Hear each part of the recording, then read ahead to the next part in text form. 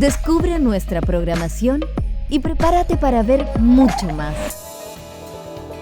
Más puntos de vista, más deporte, más series, más arte y ciencia, más música y cine, más documentales, más entretención para grandes y chicos. Descubre UChile TV, donde todas las verdades se tocan.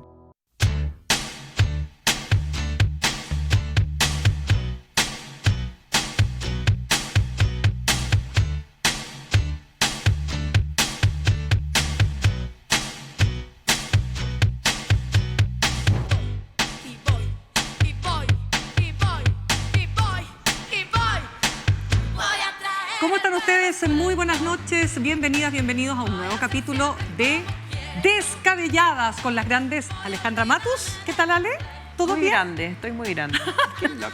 ¿Qué tal, querida? Todo bien. Qué lindos sus aritos. Gracias, me Muy los regaló mi preciosos. mamá para mi cumpleaños. Así. Mami, es. gracias. Oigan, tenemos... Gracias a tu mami. Oye, se pasó. Una gran persona la mami de la Yana. Tremenda la mamá de la Yana, la conozco hace muchísimos años. Ay, ya vamos a competir. Simpática. ¿Quién la conoce Yo más? la conozco antes. Ah, que tú. yo la conozco No, más. tú la yo la conoces conozco. antes, tú la conoces mejor. Ah, Así Bueno, es. y yo que Perdón. ya... Así que ya, es. exactamente.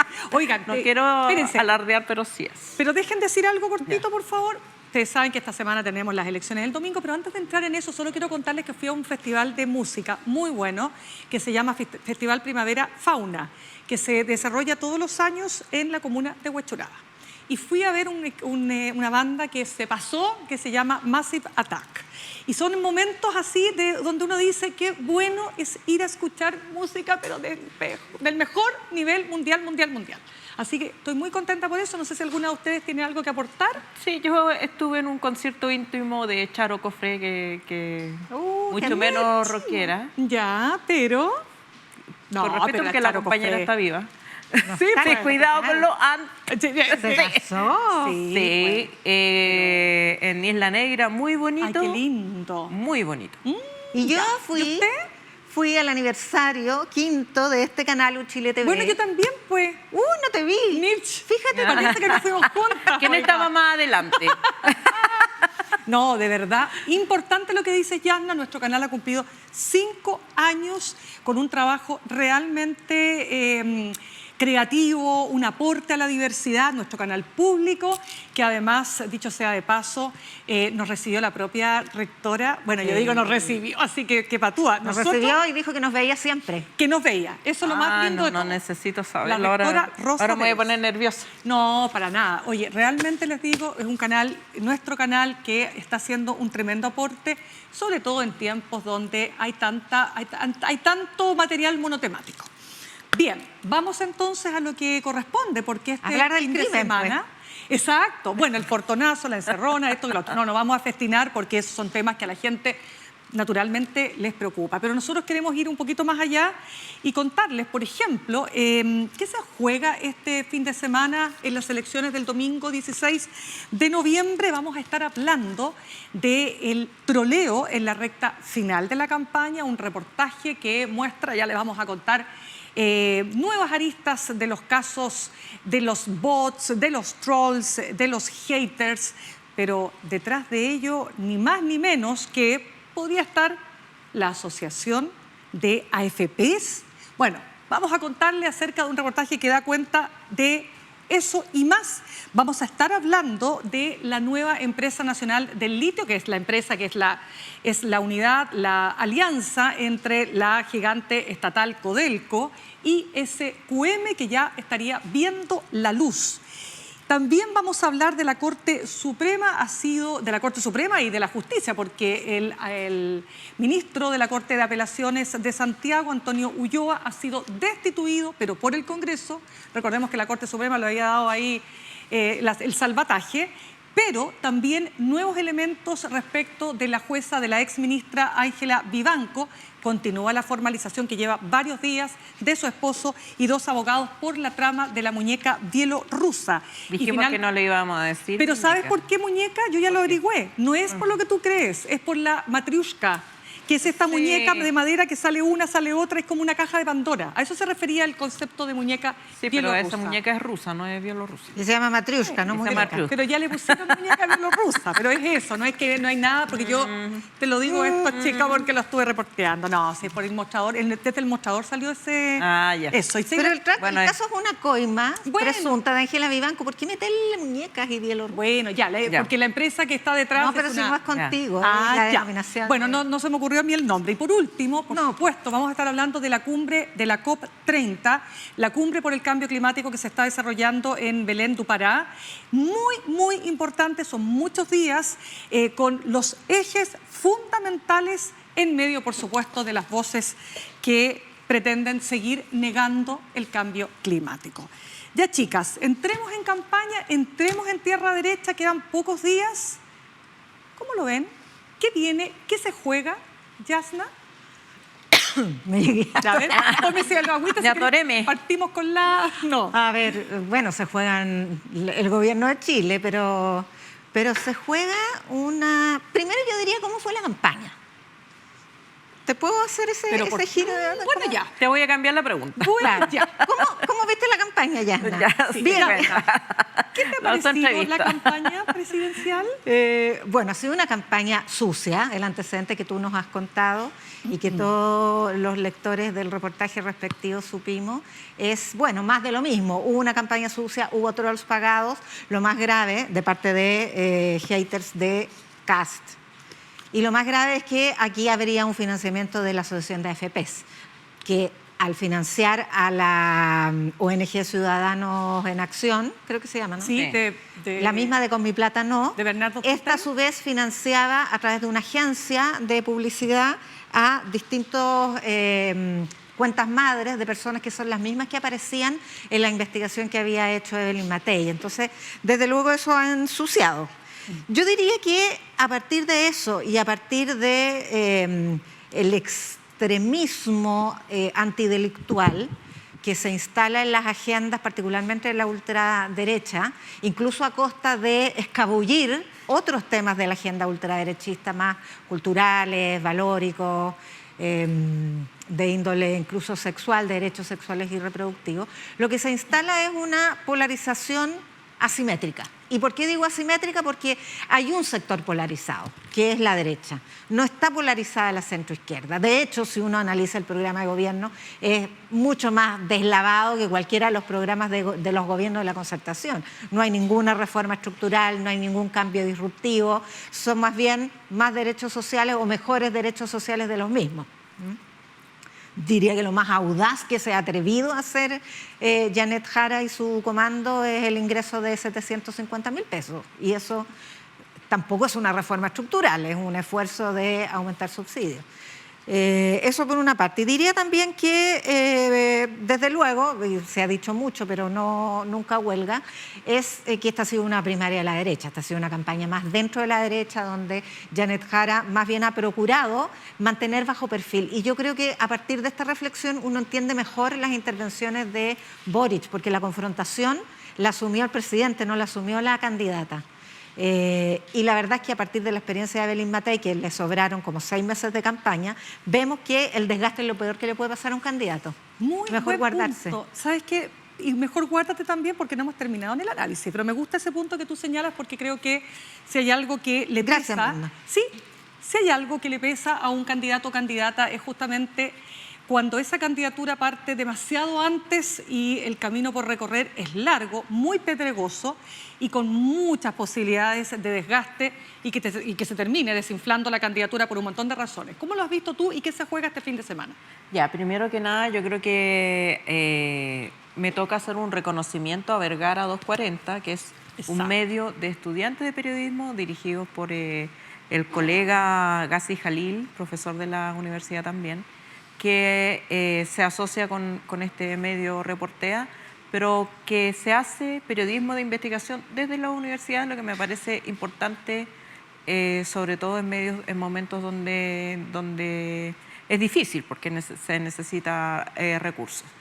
¿Puedo hacer una acotación? Porque bienvenida el reconocimiento, sobre todo porque la reacción a esta denuncia de financiamiento finalmente de un sector de la industria de AFPs a la campaña de odio y desinformación en contra de las candidaturas que no son CAS, la reacción que tuvo de parte de republicanos fue decir que esto era una conspiración de la izquierda. Entonces hay que ir a preguntarle si los periodistas de izquierda están concentrados en la Universidad del Desarrollo. Diego Portales. Diego Portales. Diego Portales. Yo también hago clase ahí. Sí, hacemos Perdón. Bueno. Ya, entonces. Adhiero a todo lo que ha dicho Yasna, pero quiero poner el acento en la asociación de AFPs. Las AFPs son administradoras de los fondos de pensiones, no son dueñas de los fondos de pensiones. Las administradoras de los fondos de pensiones reciben una comisión bastante alta por administrar esos fondos y segura que la reciben, los fondos pierdan o ganen. Y se supone que ese dinero es su justa ganancia, ¿cierto? Es una empresa con fines de lucro. Pero esa ganancia o ese lucro con el que aportan a esta asociación de AFP no tiene derecho a intervenir en procesos electorales, no debiera tenerlos. Y si hay un vacío legal se debe corregir, porque yo me imagino que si las asociaciones de municipalidades, por ejemplo, pusieran plata en una campaña en particular o asociaciones privadas, ponen dineros para además denostar vía... no están reconocidos como aportes electorales. Es supuestamente plata de la asociación de AFP para una organización ciudadana. Esa es la cobertura. Pero se están usando para interferir de manera no solo ilegal, sino que antiética en un sistema democrático. Las AFP debieran ser neutras. Correcto. No debieran tener posición política porque están administrando los fondos de todos los trabajadores y trabajadoras chilenos, sean del partido que sean. Y por lo tanto no pueden asumir posiciones políticas a nombre de los trabajadores. Segundo, menos de esta manera, que es enjuagando la plata a través de supuestas organizaciones civiles.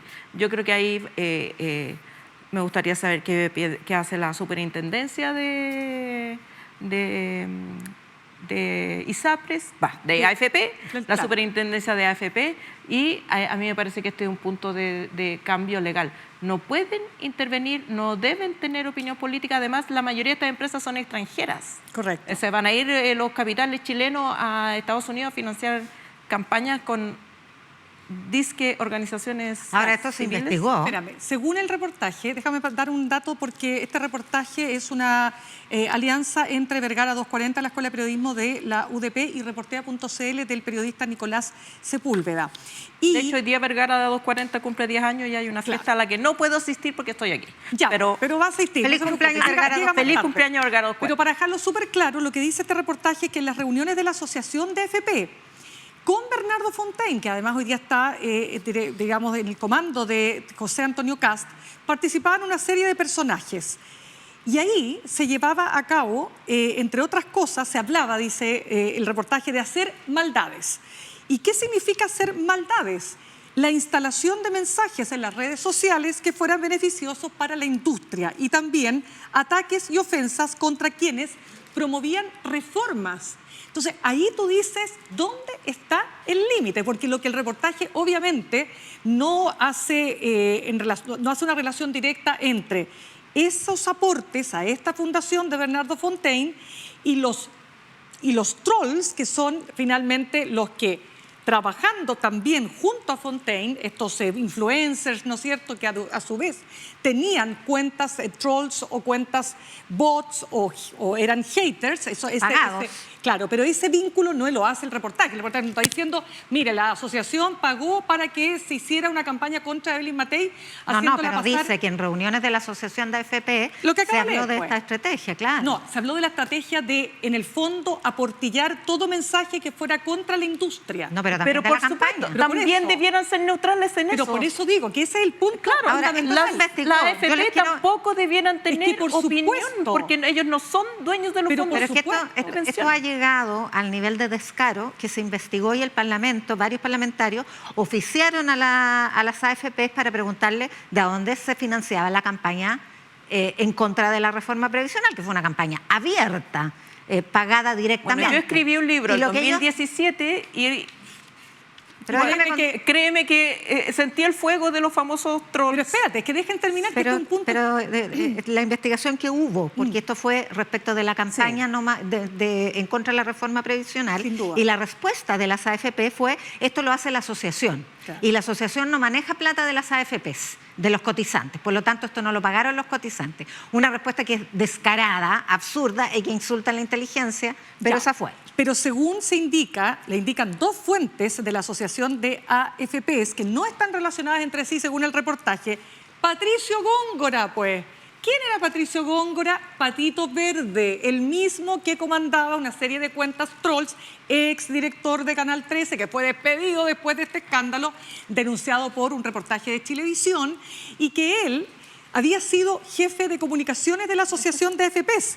Y este señor Patricio Góngora fue quien impulsa la campaña digital en defensa de la industria. Entonces, aquí tú estás hablando de unas relaciones súper espurias, súper, digamos, Debieran ser ilegales. éticas, Debieran ser que ilegales. debieran ser ilegales. Sí. O sea, ¿cómo tú te vas a prestar para que tú le pagues a una fundación que a su vez contrata influencers para que levanten un discurso, en contra de todos aquellos que quieren una reforma o en contra de aquellos que legítimamente tienen una posición distinta a la posición de la asociación? Pero además, esos mismos influencers son aquellos que, ni siquiera estoy hablando de los bots, se atrevían a llamar a la vocera de gobierno mentirosa o a objetar al propio presidente de la República en sus posteos. O sea, ni siquiera estoy hablando de lo que después hacían con los bots y toda la campaña asquerosa que denunció Elis Matei. Y todo esto, que ya está archivisto, con el paraguas de la asociación. Entonces la asociación, claro, va a decir, yo no tengo nada que ver con los bots. Sí, pero ¿por qué usted financia un organismo, o mejor dicho, una fundación en este caso, para hacer proselitismo político?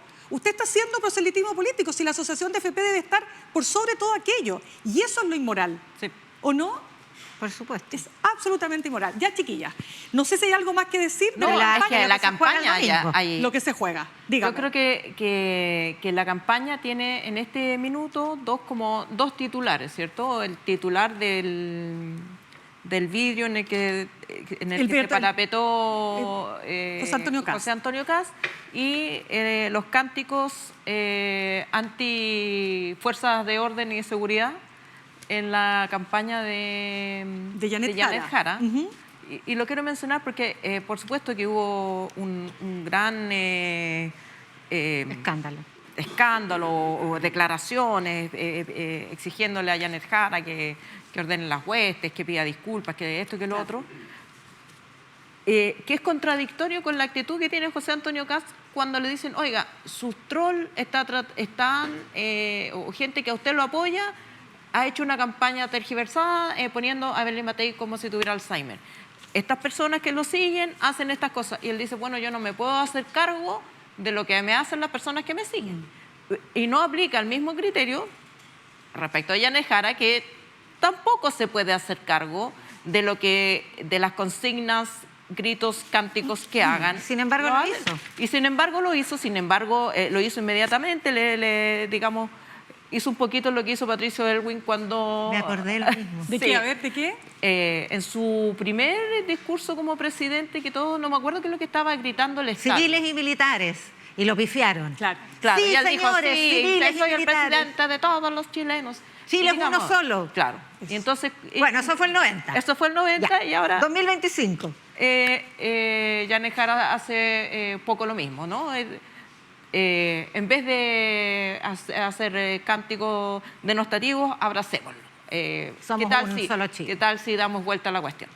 Oye. Pero voy al punto de que el candidato o la candidata, si el discurso es que no se puede hacer cargo de lo que hagan las personas en su nombre, o los rayados que hagan, o los cánticos que hagan, entonces tiene que aplicar la norma para todos. No puede ser que en el caso de José Antonio Kast, sus seguidores tienen chip libre para hacer lo que quiera porque no se hace cargo, y en este otro caso, más o menos que la lleven a la justicia. ¿Qué decías tú, Yasna? No, yo creo que hay que poner algunos puntos respecto a qué ver el día domingo en la elección. Porque, bueno, ¿qué se juega? Obviamente, quiénes van a salir a segunda vuelta. Pero ¿qué es lo que hay que ver desde el punto de vista del conteo de votos? Hay que ver primero qué diferencia va a tener Janet Jara respecto de José Antonio Kast. Indica que le va a ganar. ¿Pero por cuánto? Porque en la medida en que se agranda la brecha de diferencia de uno y otro, digo Kast porque doy por sentado que él es el pasar a segunda vuelta, pero ya, si fuera Kaiser lo mismo. Si la brecha es muy larga, es muy ancha, queda más abierta la segunda vuelta. Segundo, por lo menos más dudas. Segundo, los votos que no son válidamente emitidos, vale decir nulos, blancos y las abstenciones, también dejan un bolsón de votos persuadibles para la segunda vuelta. O sea, eso instala una interrogación respecto de cómo va a salir la segunda vuelta. Así que son muchos. Si son pocos, no hay mucho espacio para donde crecer. Pero creo que también hay que ponerle ojo a lo que menos le hemos puesto ojo porque está muy disperso y que son las parlamentarias. En general, todos los simulaciones, augurios, estimaciones, le dan mayoría a la oposición, es lo más probable que eso ocurra, pero hay que fijarse por cuánto, porque si la oposición obtiene más de 88 votos, o sea, 4/7, la que 88 parlamentarios, dice. 88 parlamentarios, perdón, escaños en la Cámara de Diputados, sí. Significa que va a tener 4/7 y eso es quórum para reforma constitucional, y significa que reformas estructurales sí van a poder acometer. Y un espacio muy libre para hacer grandes transformaciones. Creo que también hay que fijarse en la relación de fuerzas que hay en cada coalición, o sea, cuánto más que Chile Vamos obtienen en parlamentario la ultraderecha, que son 2 ultraderechas, y cuánto más entre esas 2 ultraderechas, porque aquí se juegan 2 hegemonías, la hegemonía de la derecha en general y la hegemonía dentro de las 2 ultraderechas, que están divididas, pero no son tan distintas.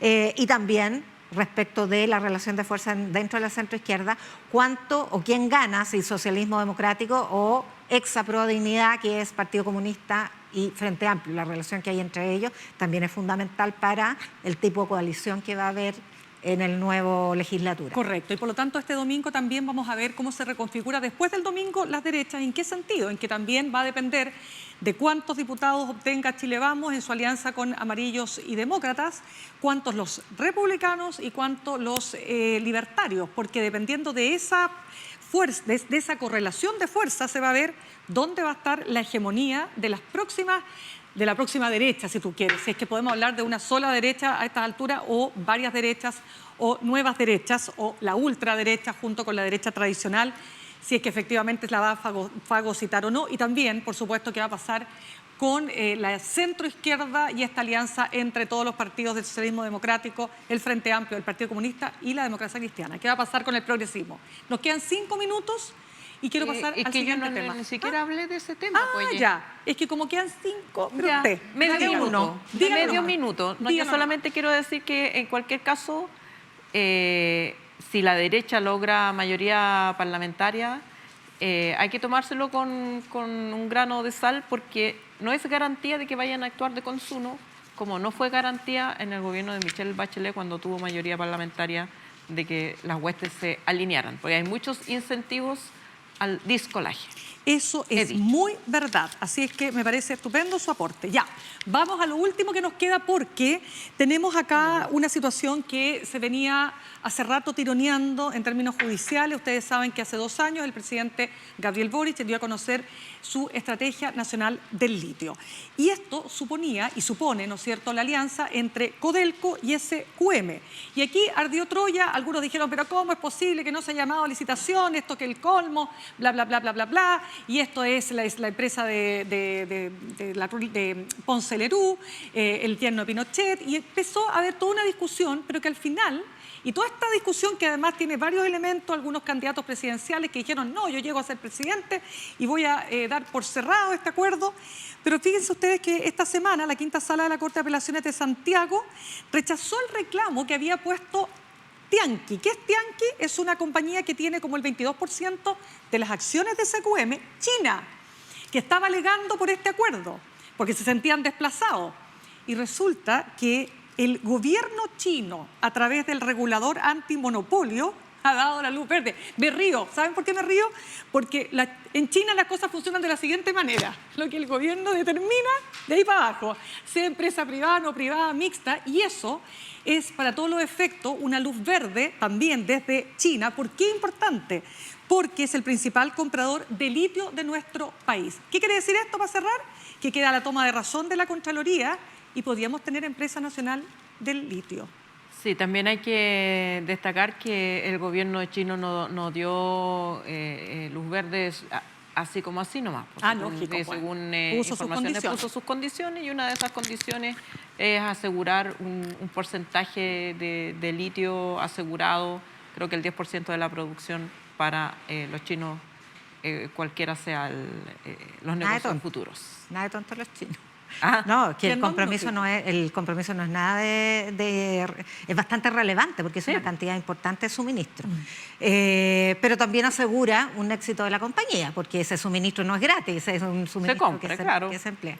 No, esto es bien importante porque fue un convenio muy polémico, particularmente porque se trata de asociar al Estado de Chile con una empresa que goza de muy mala reputación por razones muy fundadas. Sin embargo, también significa, no es exactamente, o más bien es bastante lejos de la empresa nacional del litro, que sabía, del litio, no del litro. Que sabía, eso sí que es otra empresa. La bandita al litro, esa es otra. Que se había comprometido en el programa de gobierno. Pero es la toma del control por el Estado de la principal empresa que va a explotar el Salar de Atacama, principal fuente del litio a bajo costo de explotación. Por lo tanto, eso es bien relevante porque creo que fue una decisión muy pragmática con un costo político no menor.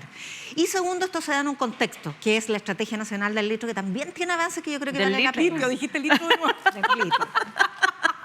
Ya, la Estrategia Nacional del Litio. Es que es un litio litreado.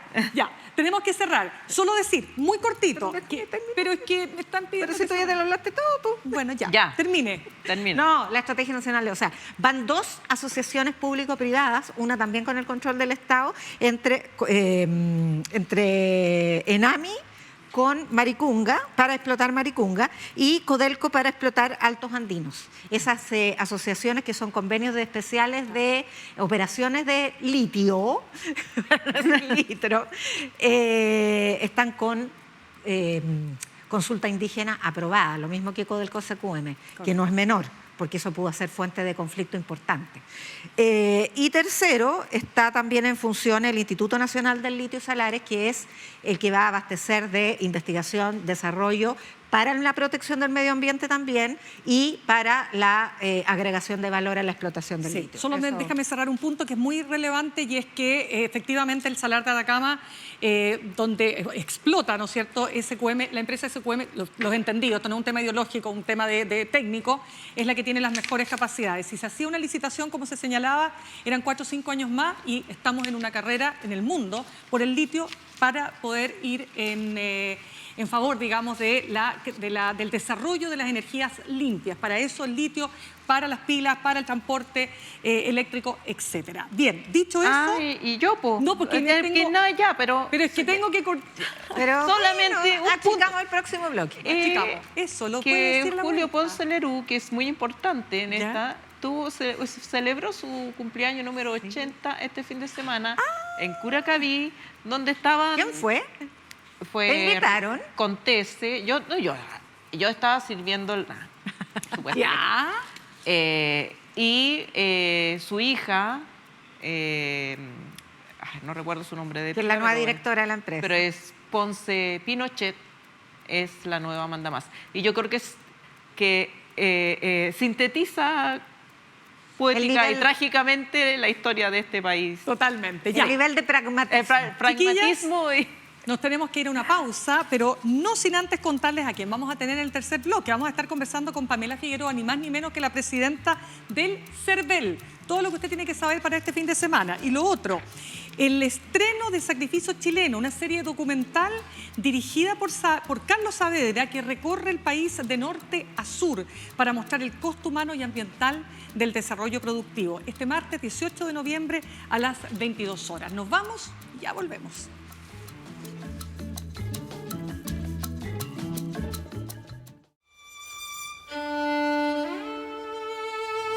De los años 80, que se sabe que el mar ya no tiene mayor capacidad de producción de peces. El salmón, lejos, por lo menos de los peces en general, los peces de cultivo y el salmón de entre ellos, lejos, tienen menos huella de carbono que cualquier otra cosa proteína que tú te comas. Para mí, las salmoneras no aportan realmente en nada cuando pienso que la importancia de hoy es sostener y cuidar la vida. Que sí, ha perjudicado mucho al mar, a la flora y fauna. Chiloé es una zona de sacrificio.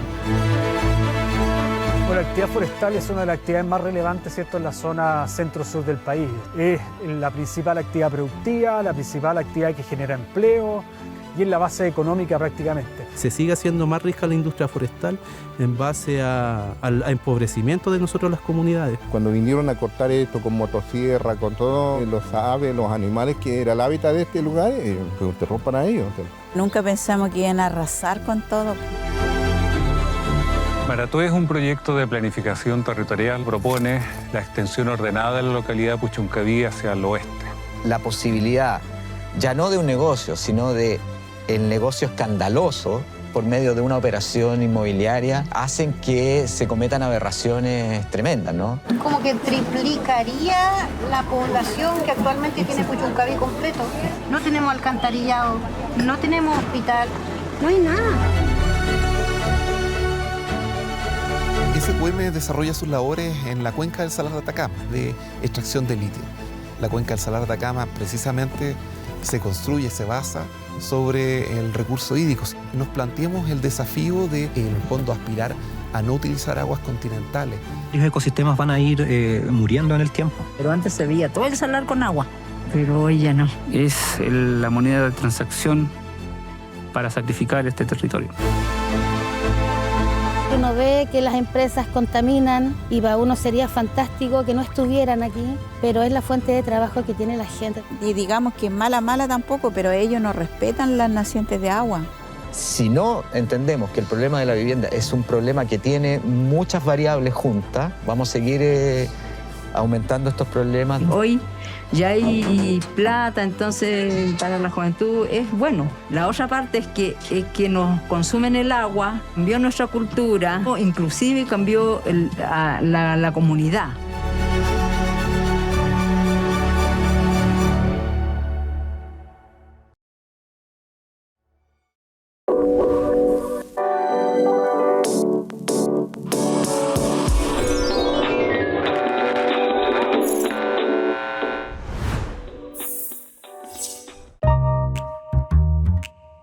¿Cómo están? Mi nombre es Felipe Blanco, soy el conductor del programa Dominio Público, un espacio donde el pasado no es nostalgia, sino que es pura vigencia.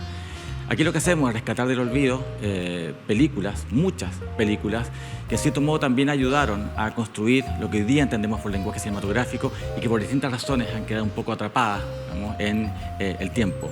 Mi tarea en ese sentido, digamos, es explicarles precisamente el rol y la importancia que han tenido esas películas, buenas o malas, y por qué es importante particularmente verlas hoy día en este contexto y por qué esas mismas películas de hace 20, 30, 40 o 50 años pueden decirnos algo respecto de lo que está ocurriendo hoy. Espero que sigan viendo el programa y espero que estén atentos a las próximas emisiones acá en Dominio Público en Uchile TV. Muchas gracias.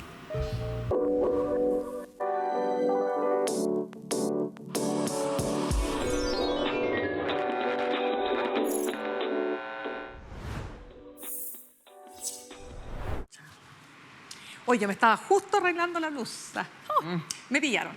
Tenemos que hablar sobre lo que está pasando con esta formalización del marido, la pareja de la ex ministra de la Corte Suprema, Ángela Vivanco, Gonzalo Migueles, y dos abogados que están imputados por ser parte de una red de corrupción a partir de un fallo de la Corte Suprema, ni más ni menos la tercera sala, cuando la dirigía la propia ministra Vivanco en favor de una empresa de capitales chilenos bielorrusos y en desmedro de Codelco. ¿En qué va esto? Acusaciones graves y un capítulo, una querella de capítulos que podría llevar finalmente a la ex magistrada a ser formalizada. Alejandra. Ya, yo creo que hay que dividir la historia en partes. Ya, vamos. La primera parte es que por el antiguo Código Orgánico de Tribunales o las normas que se da a la justicia a los jueces determinan ciertas conductas que los jueces no pueden hacer.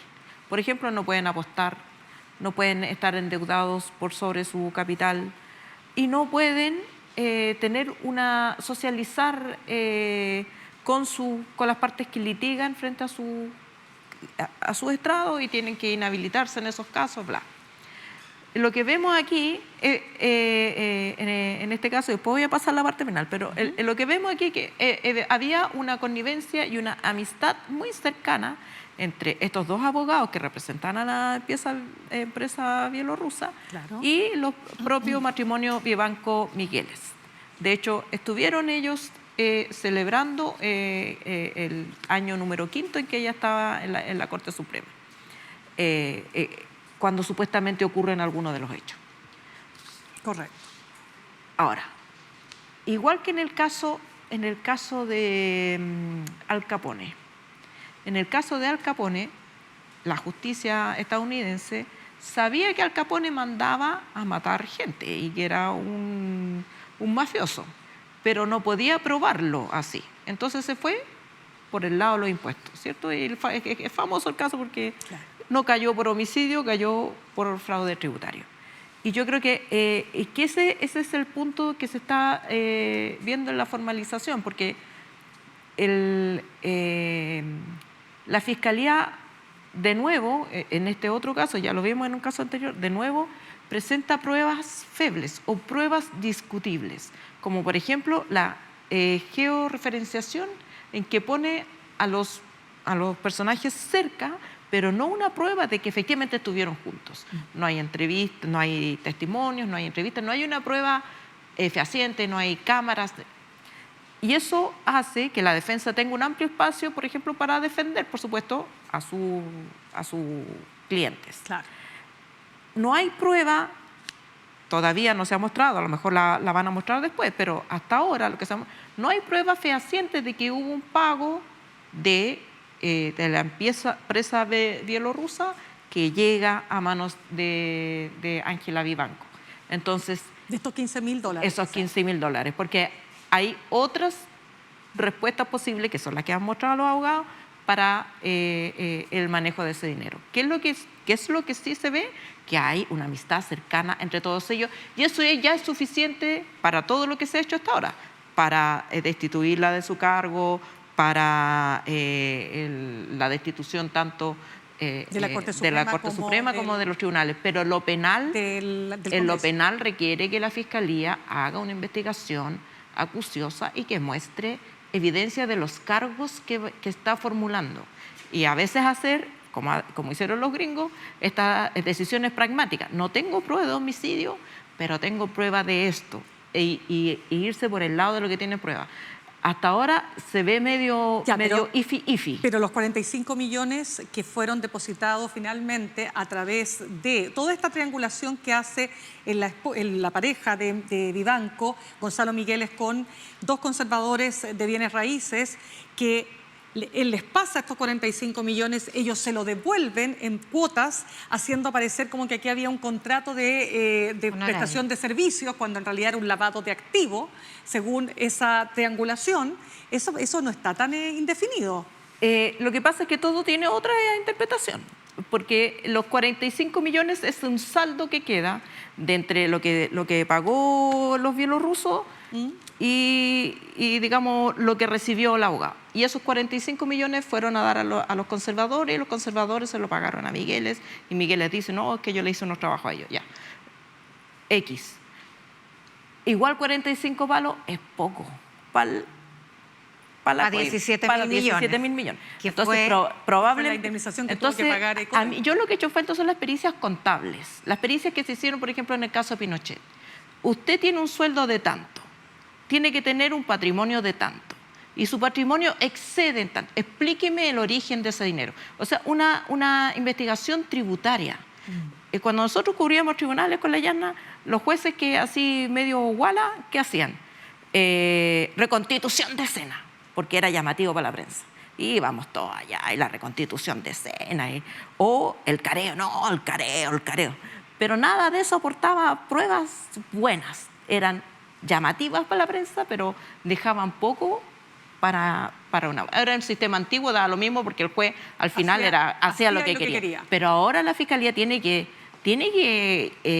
hacer investigaciones serias, buenas, potentes, y hacer todo. Por ejemplo, lo que se le reprochaba, no entrevistaron a los otros ministros, y los otros ministros también son fuentes. Usted vio a la ministra Vivanco cómo lo presionó, o sea, un testimonio de un magistrado diciendo, la ministra me presionó para que yo pusiera mi voto, vale oro. ¿Por qué no están esos testimonios?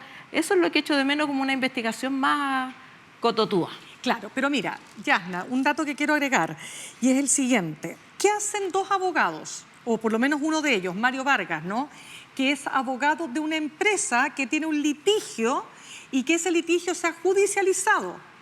¿Qué hace ese abogado en una fiesta de la magistrada de la Corte Suprema, que además va a presidir una sala que ella no presidía, porque el que la presidía, que era el juez Muñoz, estaba de vacaciones, en una fiesta de cumpleaños? O sea, ¿por qué entonces Ángela Vivanco no se inhabilitó? No, yo soy amigo de esta persona. Por supuesto. Porque ella en algún momento dijo que se eran conocidos, pero después se mostraron las fotos, eran tan así como conocidos que estaba en la fiesta bailoteando. Ese tipo de... Que se coló.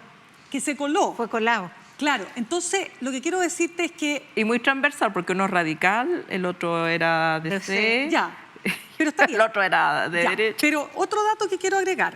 Los abogados entendidos en la materia te dicen que una vez que la Corte de Apelaciones de Copiapó había determinado que la empresa bielorrusa tenía que pagarle a Codelco todo lo que tenía que pagar por no cumplimiento del contrato, resulta que se determina que esto tiene que ser llevado a una gestión arbitral. Pero aquí no procede el recurso de protección. Entonces los abogados entendidos te dicen, primero, raro lo del recurso de protección, y segundo, otra cosa rara, la rapidez con que esto se resolvió. Raro.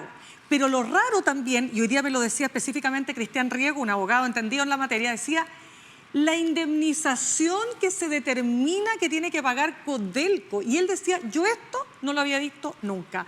17.000 millones de pesos. O sea, en la audiencia de formalización se han visto efectivamente varias debilidades de la investigación, pero eso no significa que los hechos sean graves. Porque no es lo mismo probar que no sean graves. Que no sean, no son gravísimos, que no sean, claro. Son gravísimos. Y enlodan de manera irreversible a la Corte Suprema por dos razones. Porque simultáneamente es acusado constitucionalmente Antonio Ulloa, ministro de la Corte de Apelaciones, quien no fue removido, a pesar del cuaderno de remoción, por el Pleno de la Corte Suprema en una reunión extrañísima en que hubo empate, a pesar de todos los antecedentes que además se han ventilado con ocasión de la acusación constitucional en la Cámara de Diputados y en el Senado. Y que él reconoce además. Y en segundo lugar porque hasta ahora lo que sabíamos es que había redes políticas de influencias y de poderes para nombramientos, favores políticos, impunidades, operaciones de todo tipo. Pero lo que no se había visto era algo lisa y llanamente tan brutal como que una ministra de la Corte Suprema se venda por un fallo, se venda literalmente. O sea, este es tu fallo, yo te lo cobro. Y a más barato. Lo que no es ningún atenuante. Lo que no sabemos es que, por ejemplo, o sea, por eso yo apunto a la investigación. Cuentas en el extranjero, transferencias, o sea, hay un trabajo que hacer que es contable, que es menos flashy, sí. Ahora, pero no sé, no me queda claro si se ha hecho o no. Sí, yo estaba tratando de ir más allá de la investigación porque de todas maneras la audiencia de formalización podría prolongarse hasta el sábado. Entonces hay una serie de antecedentes que todavía no sabemos. Pero los hechos concretos fue que una ministra de Corte de Apelaciones falló contra todo el sentido común y en una velocidad express con procedimientos que nunca se habían visto. Y segundo, se habían visto. Pero pocas veces. De hecho, la tercera sala de la Corte Suprema es la misma tercera sala, o sea, no es la misma sala, no tiene los mismos integrantes ni nada, pero también era la tercera sala que presidía Servando Jordán, donde pasaban cosas súper extrañas, como que en la mañana fallaban A, en la tarde fallaban B. Pero digamos, antes de las últimas reformas, hace un tiempo... Sí, no se había visto desde la reforma al sistema procesal. Exacto, entonces gravísimo, porque eso generó una expectativa de pureza en un poder del Estado que tiene una peculiaridad. Ojo, los otros dos poderes del Estado tienen un mandato con límite temporal. O sea, Nosotros elegimos presidente, elegimos parlamentarios y si después de 4 años encontramos que lo hicieron mal, chao, venga el siguiente. El Poder Judicial no está sujeto a un mandato. Jubilan a los 75 años. Así los hubieran elegido a los 20 o a los 45. Entonces, no hay una accountability directo. Y como nadie jinetea el avance de la reforma que presentó el proyecto de ley el gobierno, nadie se ha enterado, a nadie le preocupa si avanza o no avanza, porque todo está centrado en otras urgencias. Y entonces esa reforma que se requiere para que cambie el sistema de nombramiento de los jueces, saque la política de ahí y permita además una fiscalización no solo política, sino que ahora también de intereses de las industrias, bueno, urge. ¿Cuándo? Ya, pues lo único que quiero agregarles, chiquillas, es lo siguiente. Yo le preguntaba al abogado Cristian Riego si es que iba a ser, según su punto de vista, difícil probar el cohecho. El cohecho es la corrupción que comete el funcionario público. El que recibe la plata. El que recibe la plata, ¿no? El que la da comete soborno. El privado es el que comete, ¿no es cierto?, el delito de soborno. ¿Y qué es lo que ocurre? Él dice, no, yo no creo que va a ser difícil. ¿Sabes lo que él decía que va a ser difícil? Que encontraba que era mucho más relevante terminar con un problema estructural de vicios que hay al interior del Poder Judicial, que tiene que ver con tráfico de influencia, con verdaderos bandos o bandas, dice él, grupos, tribus, ¿no es cierto?, que se parapetan para favorecer determinados intereses. Hablaba de ministros relajados, problemas de independencia, es decir, todo aquello que también nos ha mostrado el caso Hermosilla, ¿no? Y eso está mucho más enquistado, decía él, y cree que si no hay una reforma profunda, eso lamentablemente no va a cambiar. Y podría darse otros casos que ojalá no ocurran, porque como dices tú, Yasna, la Corte Suprema en particular ha quedado en su reputación seriamente dañada. Y déjame agregar otra cosa que tampoco se ha reformado, que son los conservadores y notarios. Claro. O sea, ¿por qué los conservadores reciben plata y contratan gente? Los conservadores tienen una función que es muy delicada, que es inscribir las propiedades y que las personas que compran esa propiedad sepan cuál era el dueño legítimo de esa propiedad. Y un conservador corrupto puede hacer toda suerte de chanchullo para que quitarle propiedad a sus dueños legítimos, hacer traspasos ilegales, ventas, inscribir una propiedad a nombre de alguien antes que se efectúe. Pueden hacer muchas tropelías y ese es otro aspecto que también se tiene que reformar. Qué duda cabe. Vamos a cambiar de tema, lo decíamos al comienzo de nuestro programa de hoy. Está desarrollándose en Belém do Pará, en Brasil, la COP30, la cumbre por el cambio climático. Ustedes saben que hay una cumbre por la diversidad, hay una cumbre por la desertificación y hay una cumbre por el cambio climático que es esta. ¿Y por qué es importante?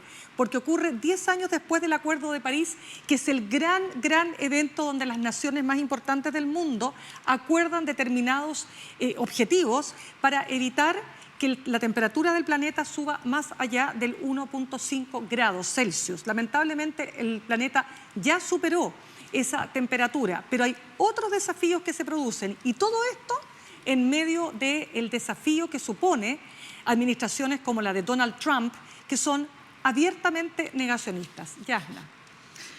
Bueno, yo creo que el negacionismo climático es el gran desafío de estas iniciativas que son multilaterales, que están destinadas, como tú dices, a evitar que el calentamiento global se haga irreversible, porque sobre 2 grados ya no hay vuelta atrás. No hay vuelta atrás. Y con lo que ya tenemos se han producido una cantidad de desastres naturales de envergaduras bastante épicas, bíblicas, por recordar el diluvio. Y el negacionismo está destinado a que esto no funcione, por lo menos se retarde, con el fin de sacar la regulación y evitar las molestias que le provoca a las grandes corporaciones vinculadas a los combustibles fósiles de seguir explotando unos hidrocarburos que no hacen más que aumentar las amenazas de la especie humana. Estamos hablando de eso. Entonces, este negacionismo hay que enfrentarlo de una manera muy enérgica, porque está significando que se produzcan señales políticas tales como que en la cumbre de presidentes antes de la COP, ni China, ni India, ni Estados Unidos ni siquiera mandó delegación, pero China e India, que son los otros con Trump dos, se opone directamente. Claro, no mandó y además se retiró del Acuerdo de París. Sí, pues claro. No mandó delegación y los otros 2 grandes países contaminantes mandaron delegaciones de bastante bajo nivel. O sea, la prioridad, el impulso que le había dado el Acuerdo de París de 17 a estos desafíos se está perdiendo, y se está perdiendo producto de un negacionismo climático que está calando hondo y que se está convirtiendo además en un ecofascismo. Porque, ojo, hoy día los líderes, particularmente Anne-Marine Le Pen, han empezado a incorporar la temática y las agendas ambientales. Ya no están negando el cambio climático. Se debilitó mucho el negacionismo directo una vez que, no sé si se acuerdan, el gran documental de Al Gore que se llama Una verdad incómoda, claro, que de alguna manera frenó esta primera ola negacionista, pero vino una segunda, que es con el gobierno primero de Donald Trump. Y hoy día esto está derivando en este ecofascismo del que habla bastante literatura, digamos, para decir que no lo inventé yo. Y que consiste en sí incorporar, como lo están haciendo líderes de la ultraderecha, las agendas medioambientales y culpar del primitivismo de la migración que no tiene anclaje con los territorios de los problemas ambientales. Entonces, así de brutal, porque se aprovecha la demanda antimigración no solo para reinstalar los discursos anti-multilateralismo y nativistas, sino que además para retardar las demandas ambientales. Una de las reacciones que tuvo estos intentos por regular el medio ambiente, porque efectivamente lesiona la calidad de vida de algunas capas medias y trabajadores, fue los chalecos amarillos en Francia. No sé si se acuerdan esas movilizaciones de altos niveles de violencia que fueron producto del impuesto al diésel. Claro. Los chinos, aunque no participan de la COP, igual están haciendo un esfuerzo político en sus planes quinquenales, no sé qué, por reducir sus emisiones, pero los científicos antes de la COP ya advirtieron que ya se perdió ese esfuerzo por reducir a 1,5 grados la temperatura o mantenerlo bajo eso, y que vamos a estar más bien en el orden del 2,3, menos que el 4 que si no se hubiera hecho nada, pero los esfuerzos no van a alcanzar para detener el calentamiento global y el cambio climático que eso significa. Y yo creo que Chile ha hecho bastante, porque además Chile es un país que es una potencia proveedora de energía solar y de otras energías alternativas, pero todavía no es suficiente para integrarlas de manera más sostenida a la red, a nuestra red eléctrica o al uso energético. Pero Chile es pequeñito en esto, su aporte a la contaminación mundial es baja, entonces por tamaño nomás. Aquí dependemos de lo que hagan los grandes, lamentablemente. Dependemos todos y todas de que China, India y Estados Unidos hagan lo que hay que hacer. Mira, yo quiero agregar dos cosas o tres puntos que tienen que ver con la particularidad que tiene esta cumbre. Y en primer lugar, esto de que se haya hecho la cumbre de los presidentes, que por supuesto tienes razón, cada vez van, y cada año que hay una cumbre van menos y menos y menos líderes importantes del mundo, de los grandes países contaminantes. Pero también se hace el hincapié en que se trata, ¿no es cierto?, de esta cumbre que tiene primero que nada, ¿no es cierto?, este evento con los presidentes, y luego se hace un evento, que es el que está ocurriendo ahora, con actores que ellos le llaman los non-state actors, o sea, actores que no son parte de los gobiernos mismos del Poder Ejecutivo, sino que son los expertos, son los técnicos, son los científicos. Eso tiene una particularidad. Lo segundo, que por primera vez se le está poniendo mayor claridad a lo que implica financiar el tema de la lucha contra el cambio climático, y se le ha puesto un valor, 1,3 billones de dólares, una cantidad muy importante. Y saben ustedes que lo interesante es que también por primera vez se visualiza el aporte del mundo privado para poder financiar el tema climático. Y ustedes van a decir, pero ¿cómo los privados, si son los que más contaminan?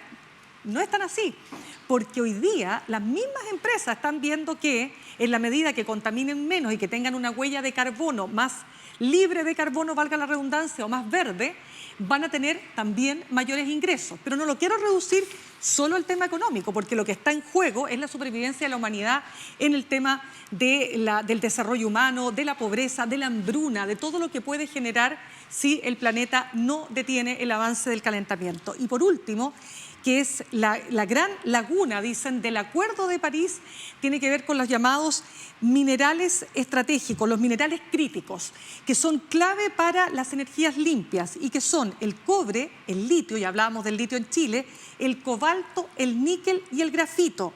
¿Y por qué es la gran laguna del Acuerdo de París? Que también se está discutiendo hoy día, porque si bien estos minerales son clave para energías limpias, para renovar las energías y para salirnos de las energías fósiles, ¿no?, como el petróleo, su explotación está siendo también súper contaminante. Y esa podría ser la gran contradicción. O sea, sacas un material que es clave para cambiar las energías, pero lo estás haciendo de una manera contaminante. Para la biodiversidad. Para la biodiversidad. Yo te agregaría un dato respecto del desdibujamiento de los objetivos de la agenda del Acuerdo de París. Ese acuerdo fue suscrito por 197 países. Claro. Que se comprometieron a adoptar planes voluntarios, pero nacionales, para bajar sus emisiones o bajar sus huellas de carbono. Lo han presentado esos planes 67 países. Ningún otro país, o sea, menos de un tercio. Y nosotros como país, sabes que somos chiquititos, como dices tú, Ale, pero tenemos varios elementos bien interesantes. Esto no es solo un tema de un gobierno, esto ya viene de varios gobiernos hacia atrás que han tenido la capacidad y la visión para entender que somos pequeños, contribuimos menos al calentamiento global, pero recibimos más los efectos. O sea, toda la desertificación del norte y que avanza y avanza hacia la zona centro-sur es un tema, también parte del calentamiento global. Y nuestro país se ha puesto una meta que es muy ambiciosa, que es la neutralidad de carbono 2050. Es decir, que al 2050 estaremos vivas, no sé. No estaremos vivas, ¿no es cierto? De más. No creo. Bueno. ¿Cuántos años quedan? Quedan hartos. 25 añitos, 25 de más, nomás. No sé, yo tengo que vivir hasta los 90, mija. Sí, pues. Bueno, yo voy a estar viva. Bueno, vamos a ver si logramos llegar ahí, pero esa es la meta, que emisión cero de CO2. Es un tema muy relevante. Nosotros como programa también, a mí personalmente el tema del calentamiento global me tiene muy, muy preocupada porque, tal como dijo una vez nuestra invitada, se me fue el nombre de Sara Larraín, que es una activista medioambiental de los tiempos inmemoriales, y lo digo con respeto, porque de aquella época en que hablar de cambio climático era ya, te pasaste. Era woke. Era charangolila. Charangolila, sí. Esa cuestión del cambio climático. Y además estaba lesionada la contradicción principal. Pero la Sara Larraín, ¿qué decía? Ya lo decía, esto viene, esto es grave y esto va a significar el fin de la humanidad. Bueno, hoy día la Sara Larraín nos dice que esto ya no es Netflix y esto ya no es una película de ciencia ficción. Esto no es... ¿Cuál es la película que más te gusta de ciencia ficción? El mundo se acabó. Now. No, porque esa no es ciencia ficción. Ya, se me fue el nombre. No mires arriba, ya, cualquiera. Bueno, cualquier película de ciencia ficción del mundo se acabó. Bueno, ella dice es que ya no es ciencia ficción, es que eso ya está pasando.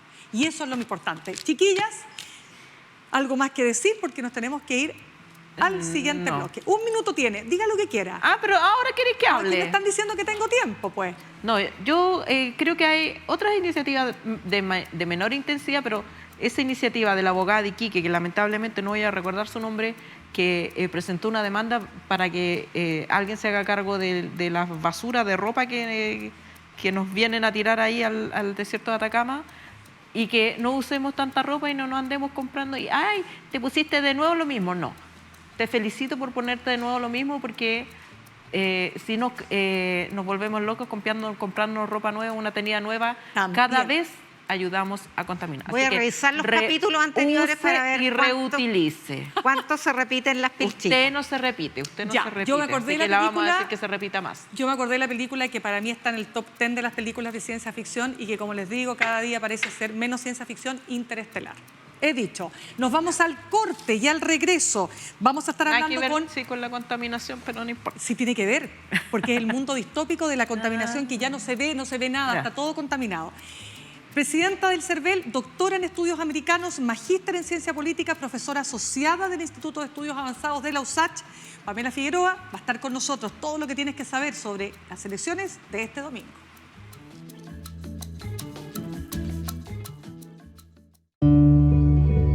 El Museo Violeta Parra abre sus puertas para presentarnos 10 sesiones de destacados artistas musicales en medio de sus muros y pasillos cargados de historia.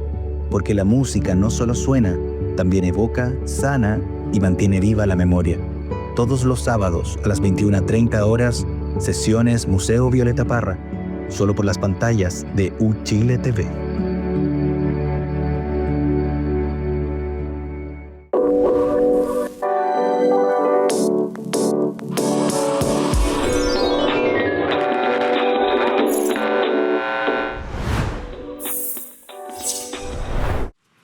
Bien, ya estamos de regreso y con nosotros se encuentra la presidenta del CERVEL, doctora en estudios americanos, magíster en ciencia política y profesora asociada del Instituto de Estudios Avanzados de la USACH, Pamela Figueroa. Pamela, muchas gracias por estar con nosotros. Hola, no, un gusto para mí estar con ustedes acá a los días previos de la elección. Sí, pues. Descabellándose. Descabellando. Y sobre todo porque el CERVEL tiene un prestigio muy importante, pero que a veces se ha intentado enlodar, particularmente en la era de las fake news. Pamela, ¿cómo se enfrenta la desinformación, acusaciones de fraudes?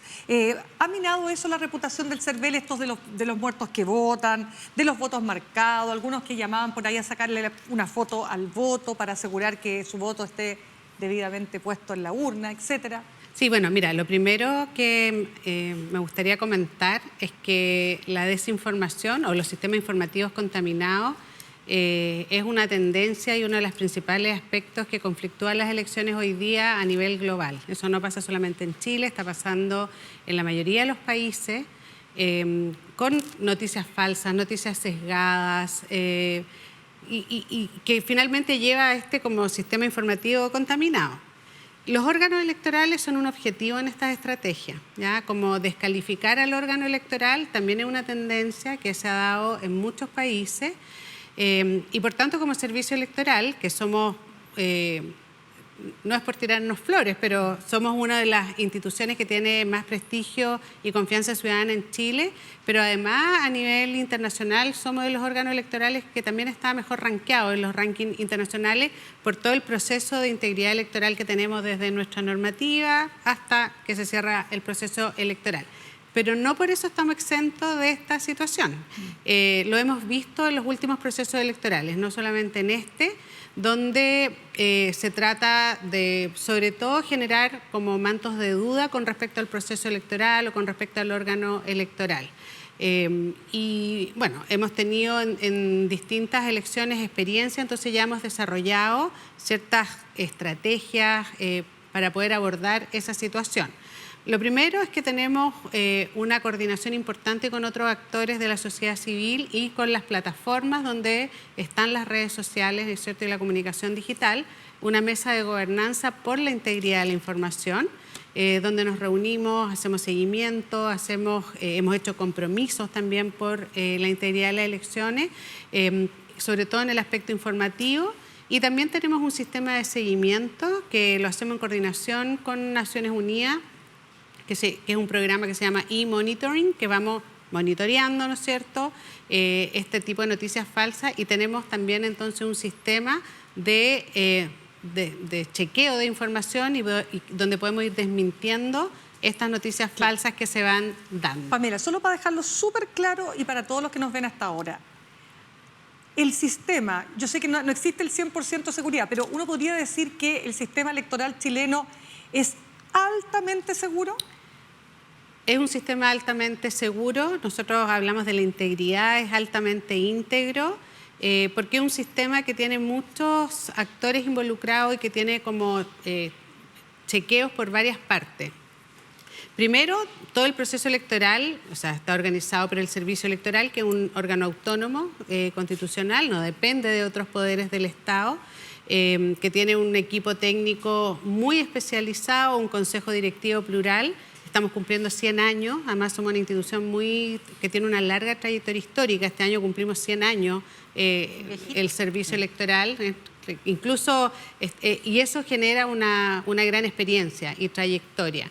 Y además, el proceso electoral está involucrada la ciudadanía directamente. Por ejemplo, los vocales de mesa, ¿ya? Yo creo que eso genera mucha confianza porque los vocales de mesa son electores y electoras que están sorteados por las juntas electorales y son las personas que están en el intercambio con los electores, los que reciben tu documento, que se preocupan de que el proceso electoral fluya. Después tenemos una transmisión de datos que también está, además hay una participación de los partidos políticos y las candidaturas a través de los apoderados, ¿no es cierto? Claro. Están ahí en las mesas de votación, están en todo el proceso, también en la transmisión de datos. Y después hacemos una transmisión de datos que es una transmisión 100% transparente y en línea. O sea, cualquier persona puede ir siguiendo cómo se va haciendo la transmisión de datos por el conteo de votos y eso hace que tengamos además un resultado muy temprano después de cerrar las mesas de votación. Entonces, un sistema bien transparente, íntegro, que genera mucha seguridad en la ciudadanía y que tiene además todos los aspectos técnicos bien cubiertos. Nosotros llevamos un año organizando la elección. Ya estos días previos hemos hecho todas las pruebas, revisado todos los procedimientos y está todo a disposición para el día domingo y la ciudadanía participa en todas estas distintas etapas, los partidos políticos participan, las candidaturas participan, entonces eso es lo que hace que no está el peso en solo una institución, sino que el servicio electoral, que además es un organismo autónomo, tiene esta capacidad de organizar y coordinarse con todas las otras instituciones. Hay países como Estados Unidos, donde, voy a mencionar Donald Trump porque es el ícono, que puso en duda, digamos, por su sola palabra, el proceso electoral cuando él perdió y tuvo una consecuencia política bastante grande. Ahora cuando gana no pone duda, pero siempre se usa como una estrategia política y uno ve que se copia el libreto, en otros países, en Chile también ha ocurrido, de decir, bueno, si perdemos, ojo ahí, porque puede haber fraude. ¿Cómo se combate cuando no tiene que ver con la integridad ni con los procedimientos, sino que tiene que ver con una decisión política de sembrar la duda en la integridad del proceso? Sí. Ese punto es clave y también es algo que los órganos electorales a nivel regional y global tenemos instancias de coordinación. De hecho, este año tuvimos una reunión de todos los órganos electorales de los estados de las Américas, acá en Chile, participamos nosotros en otras instancias, entonces vamos recogiendo experiencia comparada. Y eso también es algo que todos los órganos electorales hemos ido aprendiendo. Porque hay una parte que es el procedimental, que puede funcionar perfecto, pero hay otra parte que tiene que ver también con las percepciones y ese es un aspecto mucho más comunicacional y por eso también es importante como el compromiso con la democracia de los distintos actores políticos y la responsabilidad democrática de esos actores, ¿ya? Por eso siempre se trata en estas mesas de gobernanza o en los compromisos que nosotros convocamos, siempre invitamos a los distintos actores a y en este suscribir caso, esos ¿los comandos compromisos. ¿Están todos comprometidos? En general sí, han participado, hemos hecho actividades también con Naciones Unidas donde han participado, se han hecho estos compromisos por la integridad y vamos haciendo ese seguimiento, pero bueno, eso es algo que yo siempre digo, como que Chile tempranamente es un país que ha decidido cómo resolver sus diferencias y controversias políticas por la vía electoral, que es una vía pacífica, y que los perdedores aceptan rápidamente que perdieron y los ganadores celebran su triunfo. Y yo creo que eso es algo muy importante, que no tiene que ver solo con el procedimiento, sino que también con este compromiso. Igual hay, y hemos visto, ¿no es cierto?, en redes sociales, parte de las fake news, es esto como sembrar el manto de duda, ¿ya? Hasta el momento eso no ha llegado a los actores políticos principales, ¿ya? Sino que tempranamente los adversarios reconocen, los que pierden reconocen que perdieron y eso es muy importante, pero yo creo que es también porque los actores políticos confían en que el proceso electoral y que el órgano electoral está haciendo su trabajo como lo tiene que hacer. Y eso es algo que el CERVEL resguarda mucho en nuestras distintas tareas que tenemos con los distintos poderes del Estado y los actores políticos. Sí, me permiten, chicas, lo que pasa es que ahora tengo acá una de las fake que está circulando. Dice, cuando votes, anótate en la mano el número de tu voto. especialmente los 2 últimos números. Al firmar el libro, asegúrate de que anotaron el mismo número. Si no es así, hay fraude. Esto es muy serio. Bueno, el proceso electoral en Chile, el voto es secreto, el voto es obligatorio. El sistema, ¿no es cierto?, al ser presencial, los votos están foliados, efectivamente. Cuando uno llega con su documento de identidad, su carnet de identidad o pasaporte, te van a pasar un voto y el vocal de mesa, el presidente de la mesa, ahí deberán haber entre 3 y 5 personas en la mesa de votación, va a anotar el número efectivamente del talón de tu voto al lado de tu nombre. Y cuando uno va a firmar, uno perfectamente puede hacer ese chequeo, pero recordemos que una vez que tú ya sellaste el voto, el presidente de mesa va a cortar esa colilla y la va a poner en un sobre y el voto va sin ningún tipo de numeración para que sea secreto dentro de la urna. Entonces, cuando se hace el conteo de votos, lo primero que se hace, y cualquier persona puede participar de eso, es que se cuenta el número de votos que hay en la urna, lo firma el presidente de mesa y el secretario, y después se cuentan los talones Tiene que coincidir. y tiene que coincidir, y se cuentan las firmas y tienen que coincidir, y todo eso queda en un acta, y esa acta se reproduce en 3 actas que son iguales. Una va al CERVEL para el escrutinio de los votos, otra va al Tribunal Calificador de Elecciones, al TRICEL, que es el que va a calificar finalmente la elección, y el otro va para los colegios escrutadores que chequean la información de los resultados de las mesas al otro día. Entonces ya tienes ahí 3 actas. Entonces es lo que yo les explicaba. Hay muchos chequeos cruzados que permite que distintas personas estén viendo el mismo proceso. Además, si no lo hacen los vocales, lo hacen los apoderados. Los apoderados de las candidaturas. Y además las urnas y la ciudadanía. Las resguarda Pamela, el ejército, sí, que también es importante. Exacto.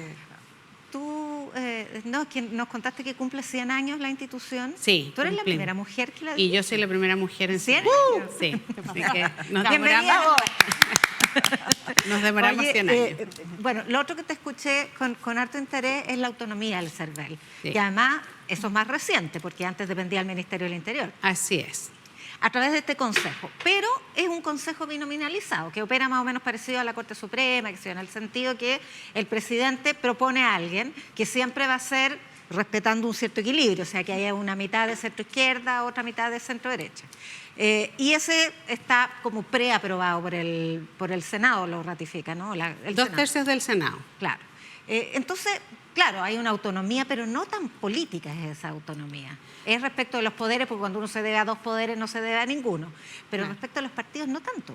Los sistemas de nombramiento del servicio electoral, bueno, tenemos un equipo directivo, que es el Consejo Directivo, ¿no es cierto?, que son 5 consejeros y consejeras, que tienen un periodo de duración de 10 años. Ya no todos los consejeros se eligen al mismo tiempo, por tanto, cuando se piensa estos periodos largos, como en otros órganos autónomos, el Banco Central, el Poder Judicial, etcétera, se piensa en periodos que van a ir por lo menos 3 gobiernos, porque 10 años, entonces es muy difícil, ¿no es cierto?, predecir cómo va a ser el cambio, porque va a depender de que el presidente de la República presente los nombres al Senado y el Senado los tiene que aprobar por 2/3. ¿Ya? Es un sistema de nombramiento muy similar a los otros órganos autónomos y es similar también a cómo se hace en otros países. ¿Okay? Pero es como una ley no escrita, de que hay que respetar esta como relación. En general se ha tendido a hacer así, ¿ya? El Consejo Directivo existe desde el año 2012, el 2013 en el fondo fue el primer Consejo Directivo. La autonomía del servicio electoral es desde el año 2014, 2015, de cuando se hicieron las reformas políticas, hace 10 años, ¿no es cierto?, que se estableció la autonomía, es decir, de que ya la elección completamente la organiza el CERVEL. Antes había una colaboración entre el CERVEL y el Ministerio del Interior, pero además hay un equipo técnico que está nombrado por alta dirección pública, ya son 400 funcionarios en todo el país, entonces es un sistema muy equilibrado y todas las decisiones son decisiones del Consejo Directivo que se toman de manera colegiada, ¿ya? Entonces eso permite que cualquier decisión que tenga que tomar el Consejo Directivo está incorporando, ¿no es cierto?, estas visiones técnicas y las visiones de los distintos consejeros, pero además tenemos un sistema electoral que está muy regulado, ¿ya? En Chile el proceso electoral tiene una regulación tan estricta que, por ejemplo, por ley tenemos que votar por lápiz pasta azul y no con lápiz mina, y tuvimos que hacer un cambio legal para hacer eso. Entonces, todo el proceso electoral en Chile es muy normado y lo que hace, y eso ayuda mucho a que el servicio electoral tenga esa, al estar apegado a esta ley electoral, permite que las reglas del juego sean muy conocidas por todos y respetadas por todos los actores, más allá de si tienen alguna preferencia política u otra, ¿ya? Además, bueno, el sistema político ha ido cambiando, tenemos una evolución del sistema de partidos, ¿no es cierto? Hay muchos partidos nuevos, otros partidos que han tendido a desaparecer, así que creo que el servicio electoral logra ese espacio de autonomía teniendo este sistema de organización. Pamela, otro de los temas que han surgido a partir de los procesos eleccionarios es la devolución del dinero por voto, ¿no? Hoy día se ponía el énfasis en que a lo mejor no debiera haber tantas candidaturas, porque hay algunas candidaturas que parecieran ser más testimoniales y algunos incluso van más allá y dicen, no, son candidaturas porque... Son pymes. Pymes políticas o pymes, candidaturas pymes. La pregunta es, ¿qué diría usted, Pamela, de bajar el monto de devolución de dinero por voto? ¿O qué le parece más bien que se instale ese debate? Bueno, nosotros tenemos un sistema de financiamiento que tiene como dos grandes partes en la política. Uno, el sistema de financiamiento de los partidos políticos y otro, el sistema de financiamiento de las campañas. El sistema de financiamiento de las campañas, donde está lo del reembolso, es un sistema mixto con fondos públicos y privados, ¿ya? Esto también es desde las reformas del año 2015, porque antes no teníamos regulación del financiamiento de la política y, bueno, eso generó muchas consecuencias. Pero hoy día tener este sistema de financiamiento mixto también permite que el servicio electoral haga un seguimiento a ese financiamiento. El reembolso es un reembolso que tiene una fórmula, un guarismo decimos nosotros, que se calcula por la cantidad de votos, pero no es a todo evento, ¿ya? No es que una persona, porque sacó una cantidad de votos, va a recibir una cantidad de reembolso, ¿ya?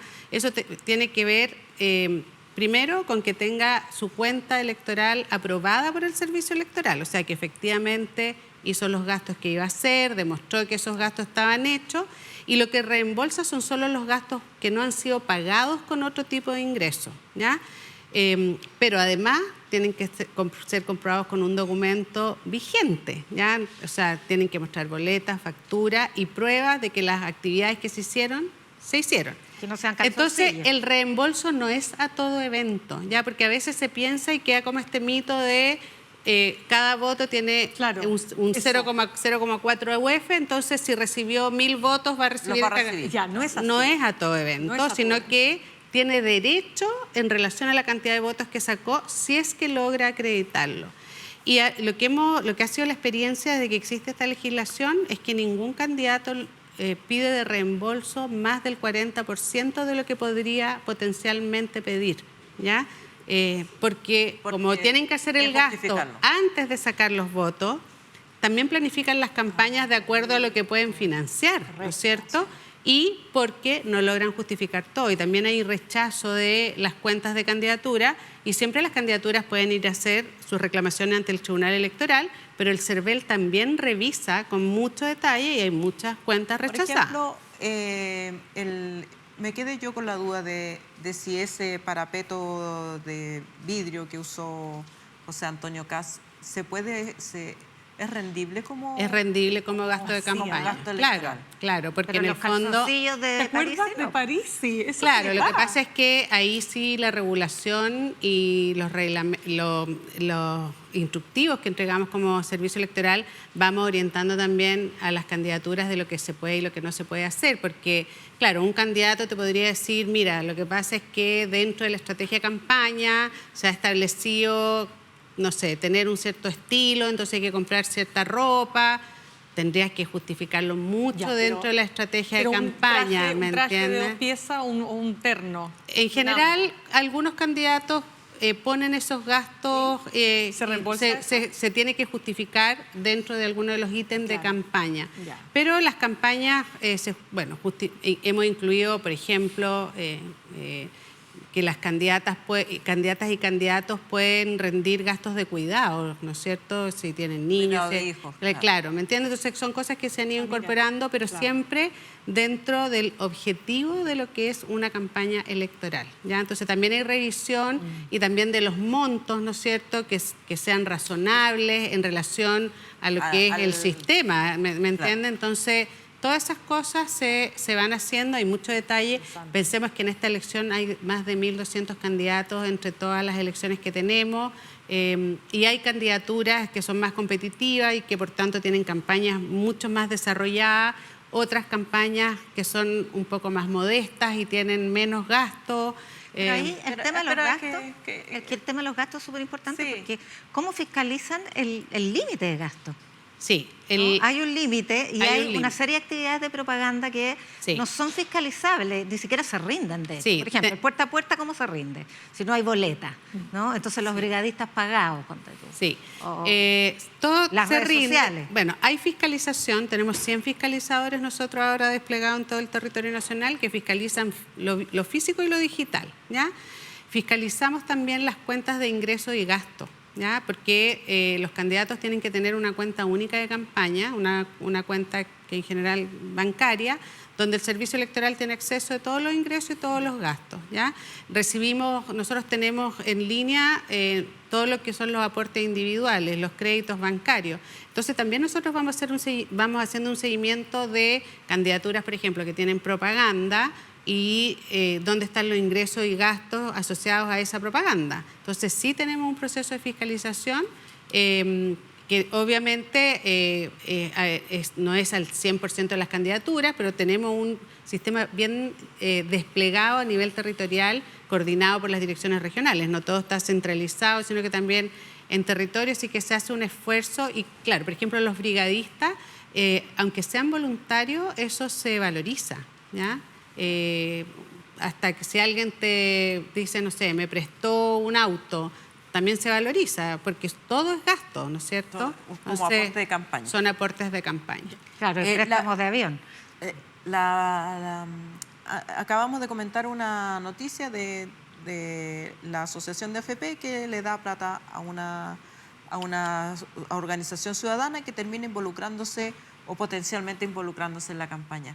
¿Existe vacío respecto de esas donaciones de privados que en Estados Unidos se da mucho, que es una organización provida que paga un aviso en la televisión y no se considera gasto de campaña porque lo hace una organización social? Claro, la legislación electoral tiene varias definiciones. El servicio electoral puede actuar dentro de la legislación, eso sí que es importante señalarlo. Entonces tenemos, por ejemplo, un periodo de campaña y un periodo de propaganda, que no es lo mismo, se diferencia porque hay el periodo de propaganda, que son los últimos 30 días cuando ya están con las palomas en las calles, tenemos la franja electoral, ¿no es cierto?